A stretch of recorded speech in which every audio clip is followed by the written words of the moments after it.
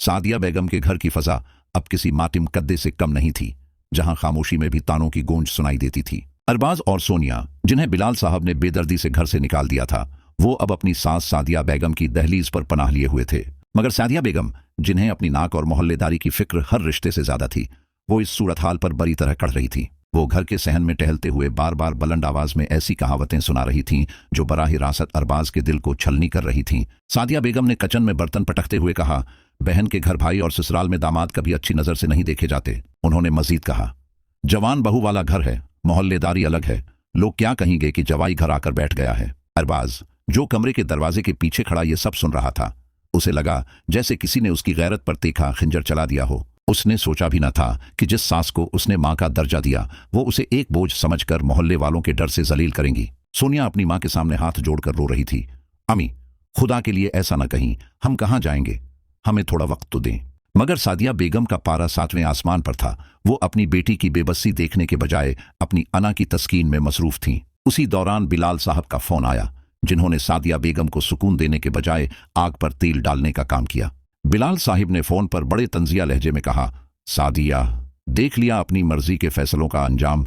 तुम्हें लगता था कि तुम्हारी बेटियां बहुत सिखी हैं, मगर आज तुम्हारे किए धरे का अंजाम तुम्हारे सामने खड़ा है। बिलाल साहिब ने हनिस्ते हुए कहा, तुमने बना सोचे समझे अरबाज का घर सोनिया के नाम लगवाया था। अब देखो, तुम्हारी बेटी जवाई समीत सड़क पर आ गई है।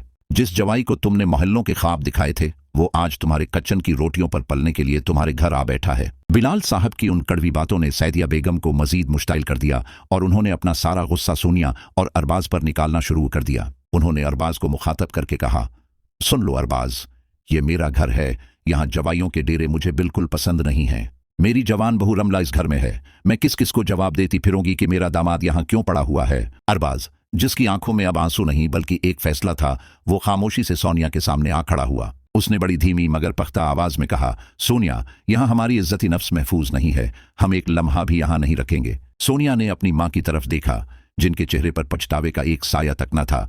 वो तो बस इन दोनों को वहां से जाते देखना चाहती थी। सादिया बेगम ने मड़कर भी न देखा और बड़बड़ाती रही, अच्छा ही हुआ कि चले गए, वरना मोहल्ले में मेरी नाक कट जानी थी। अरबाज और सोनिया जब इस घर से बाहर निकले तो रात के अंधेरे में उन्हें अपना कोई ठिकाना नजर नहीं आ रहा था। बिलाल साहिब की लालच और सादिया बेगम की झूठी अना ने एक हिनस्ते बसते जोड़े को दर बदर की ठोकरें खाने पर मजबूर कर दिया था।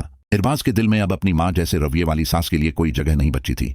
उसने तहिया कर लिया कि वो अब अपनी पहचान खुद बनाएगा। मगर सवाल यह था कि क्या बिलाल साहब और सादिया बेगम को कभी अपनी उन गलतियों का एहसास होगा, या फिर जायदाद और मोहल्लेदारी की ये दौड़ उनके तमाम रिश्तों को हमेशा के लिए खत्म कर देगी। कहानी अब उस मोड़ पर है जहां अरबाज की गीरत और सोनिया की मोहब्बत का एक बहुत बड़ा इम्तिहान शुरू होने वाला है। क्या अरबाज दोबारा कभी इस दहलीज पर कदम रखेगा जहां उसे घर दामाद कहकर जलील किया गया, और क्या सादिया बेगम को अपनी उन कहावतों पर कभी शर्मिंदगी होगी। अरबाज अब मजीद खामोश न रह सका। उसने अपनी आंखों में तैरते आंसुओं को रोका और बड़े वकार के साथ अपनी सास के सामने जा खड़ा हुआ। उसने कहा, सादिया बेगम, आपको फिक्र करने की जरूरत नहीं है, मैं आपकी मोहल्लेदारी और आपकी झूठी अना को दागदार नहीं होने दूंगा। अरबाज ने सोनिया का हाथ थामा और कहा, सोनिया, यहाँ हमारी इज्जती नफ्स हर लम्हा नीलाम हो रही है, हम यहाँ एक पल भी नहीं रख सकते। सादिया बेगम ने तंजिया मुस्कुराहट के साथ कहा, जाओगे कहाँ? न जेब में पैसा है, न सर पर छत, बाहर सड़कों पर ठोकरें ही खाओगे। अरबाज ने जवाब दिया, सड़क पर रहना मंजूर है, लेकिन इस छत के नीचे नहीं, जहां एक दामाद को उसकी गर्बत का ताना दिया जाए और उसे बोझ समझा जाए। सोनिया अपनी मां की बेहसी देखकर हैरान थी। उसे यकीन नहीं आ रहा था कि ये वही मां है जो कभी उस पर जान छिड़कती थी। सादिया बेगम ने मड़कर भी नहीं देखा और अपने कमरे में चली गई। पीछे सिर्फ सस्कियां और टूटते हुए रिश्तों का मातिम रह गया। अरबाज और सोनिया जब इस घर से बाहर निकले तो रात के अंधेरे में उन्हें अपनी मंजिल का कुछ पता न था, मगर उनके पास उनकी खुददारी थी। बिलाल साहिब की लालच और सादिया बेगम की बेहसी ने एक हिनस्ते बसते घर को खंडर बना दिया था, जहां अब सिर्फ नफरत की बाज़गश्त सुनाई देती थी। अब देखना यह है कि क्या अरबाज अपनी मेहनत से दोबारा वो मकाम हासिल कर पाएगा जो इससे छीन लिया गया, और क्या सादिया बेगम को कभी अपनी इन तल्ख बातों और कहावतों पर पछतावा होगा जो उन्होंने अपने दामाद के लिए कही थी। कहानी अब इस मोड़ पर है जहां एक तरफ बेसहारा मोहब्बत है और दूसरी तरफ पत्थर दिल रिश्ते, जिन्हें सिर्फ जायदाद से गरज है। दाम मोहब्बत का ये खेल अब और भी खतरनाक हो चुका है, क्योंकि अब मुकाबला अना और मोहब्बत के दरमियान है, जो उन्होंने अपने ही दामाद के लिए कही थीं। ये तो आने वाली किस्त ही बताएगी, मगर फिलहाल दाम मोहब्बत में नफरत की दीवारें बहुत बुलंद हो चुकी हैं।